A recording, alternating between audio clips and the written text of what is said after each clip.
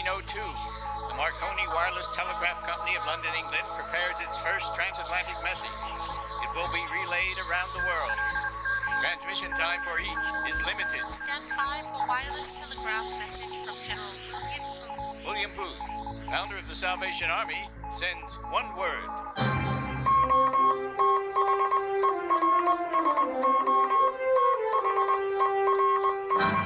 I'm Walter Cronkite, here to tell you the story of one of America's favorite charities, the Salvation Army.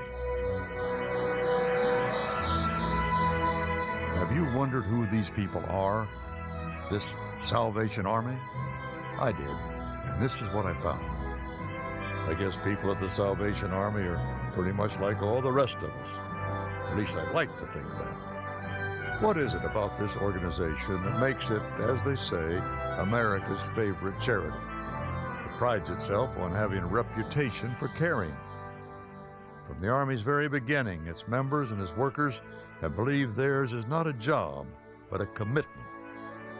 This Army's mission is summarized in a single word: others.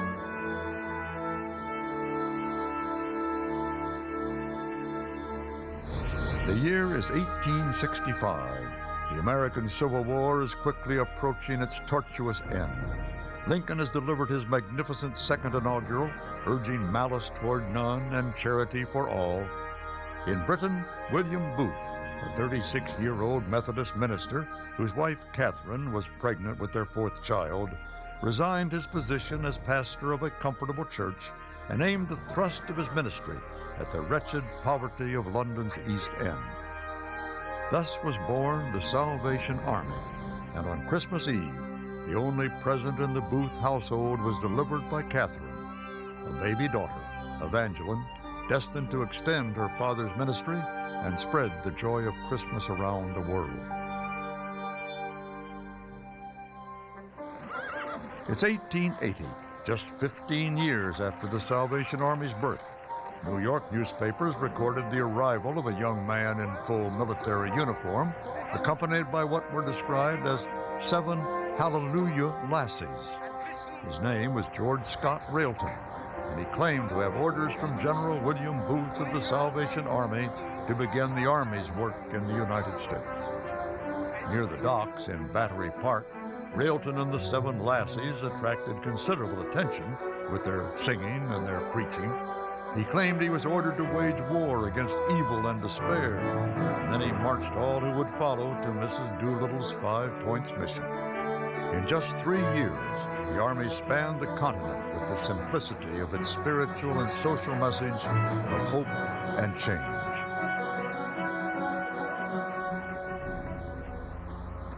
In 1890, Catherine lay near death, but urged her husband to do something about the awful scourge of child prostitution. Booth attacked the problem head-on, in the courts and in Parliament, with demonstrations of civil disobedience that resulted in the arrest of his oldest son, Bramwell. His pleadings before the courts of justice and humanity had a powerful effect in reducing child prostitution. Not finished, his next target was what he saw as the ugly, selfish use of young children as common laborers, which permanently condemned them to a life of poverty.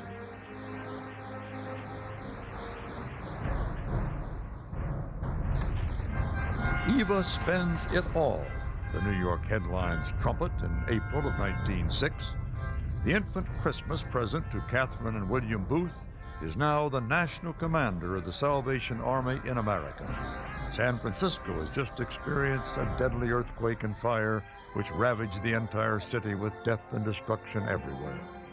The commander, as she liked to be called, took more than $4 million, the Army's entire available resource for 1906, to the devastated city and spent it in relief of human suffering and pain. When challenged by the press, all she replied was, "God will provide." The record reveals he did. In 1912, as William Booth passed into glory, the world stood poised on the brink of war. World War I began in 1914, and by 1917, the United States was part of it. Eva, ever the national commander, won General John J. Pershing's approval and sent young men and women with the troops into the lines, bringing food and care and a touch of home. The Donut Girls of World War I seem elevated in myth, but history proves the reality of their courage. Story after story from every regiment and division, from every branch of service, revealed the compassion and selfless dedication of a different kind of army, a Salvation Army. Buddies, they were called, angels of the battlefield, bringing comfort and peace in the midst of war.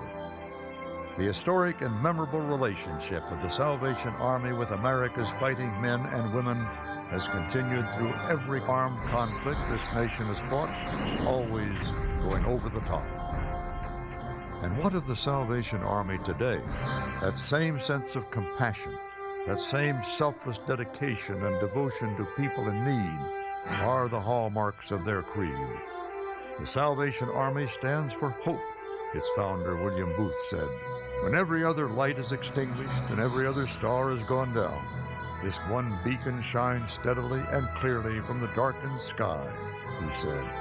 If I could only get to the Salvation Army, they will do something for me. Throughout the entire world, from the killing fields of Rwanda to the snow-covered villages of genocide-ravaged Bosnia, this Army's mission is summarized in a single word: others. That's their motto, their mission, and their commitment.